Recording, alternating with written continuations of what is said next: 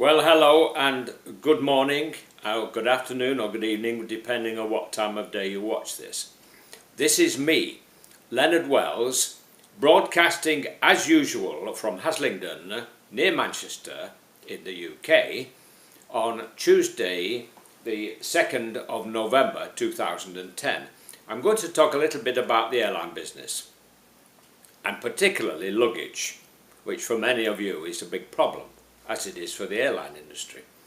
Now, I travel quite regularly to Romania, a country you ought to visit. It's beautiful and a lot less populated than here, and it isn't full of gypsies as people give you the impression.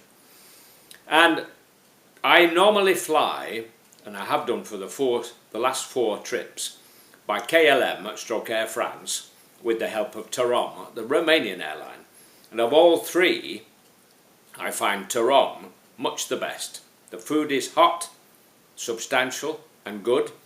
The air hostesses stewardesses are pretty and attentive, and the pilots smooth and informative when they're flying.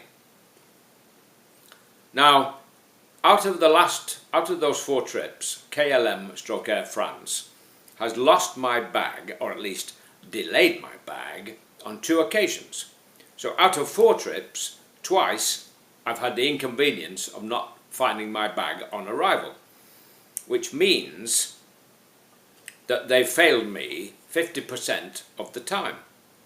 Now, I used to be in the travel business, so I know it's quite a tough game, and they're very hard-nosed people where passengers are concerned, and they have a lot to put up with, as we do, with all this security business. Now,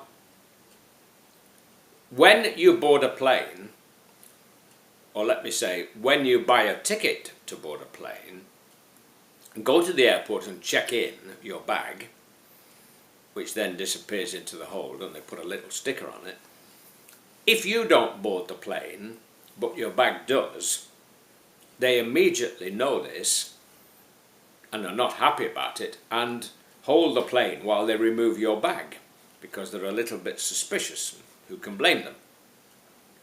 Now, the problem is this: if they know that, how come they don't know the converse, that you're on the plane but your bag isn't? Well, it's blooming obvious to me that they do know your bag isn't on the plane, because they know exactly where your bag is. When I arrived in Bucharest in September last, and stood like a chip watching the luggage go round, feeling very lonely and uncared for, and when I realised that my bag had not arrived, as soon as I went to the lost bag department, the lady told me in 1 second that my bag was still in Amsterdam. Now, they knew it was in Amsterdam all the time I was on the plane. Well, you would think, why don't they tell me? Well, you think about it. Would they be happy to have a plane load of passengers, all of whom knew that their bag was not on the plane and that they were going to be without it for a number of days, if in fact it's not lost? No, of course they wouldn't.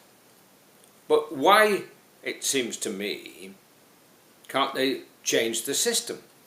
And then, if you board the plane and it takes off and they know your bag isn't on the plane, instead of ignoring you and waiting for you to find out after maybe half an hour, vainly peering at the carousel, why don't they do that? And then give you a form to complete on the plane, maybe a little postcard when you complete it, and then that speeds the process up, saves you a lot of hassle, you can get used to it, and you don't feel as though you've been kicked in the proverbials by the airline. Well, I'd like to see them do that. It will take a bit of doing, but now that you all know from what I've said that they know these things, then maybe you can persuade them to do it. But the airline business is a very tough game. It used to be quite a cartel. And I was in the travel business because I had a little bucket shop, as it was called, a bucket shop sold cheap seats on airplanes, in my case to the Far East and Australia. Although the airlines denied that they sold cheap flights, because it was a fixed cartel. They'd rigged the market, you see, so that they were charging you the earth because they knew nobody could step out of line, until Freddie Laker came along and broke the mould. And now we have cheap airlines. Although, when you add on what they charge you to go to the toilet on the plane, or to put your luggage in the hold, or to make a phone call, or to comb your hair, or any of the other things that they charge you for, it ain't so cheap. And to my mind, at the end of the day, you're better looking for a reasonably priced seat on a normal airline, because if one of their planes doesn't turn up, they've got plenty more to replace it with. And they're quite happy to put you up for a hotel in a hotel for the night if the plane's delayed by fog or snow or ice or whatever. Now, if you think about it, this is a sensible move. Why didn't they do it before? Well, I've told you a bit why. Because they don't want passengers hopping up and down on the plane.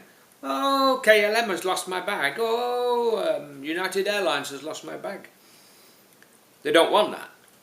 They want you to get off the plane, get it well away from the plane, and then find out in another department that your bag's not there, even though they knew for hours and hours and hours that your bag wasn't there. Now, why it hasn't dawned on all of us that they must have known this, I don't know. But I suspect that from today, it will not be long before they introduce the system I've just suggested. That they tell us politely, very sorry sir, maybe give you a box of chocolates if you're a woman, or I don't know, a bottle of aftershave or cologne if you're a man, and say, we're very sorry sir, your bag has stayed in Amsterdam or in London or whatever, we will get it to you as quick as possible. And then you don't hang about with a sorry look on your face and a grumble at the airport. So I'm now going to say cheerio and goodbye and God bless, while it's still legal in the UK to say God bless. Quite legal in Romania. Quite legal. All the best for now. Take care.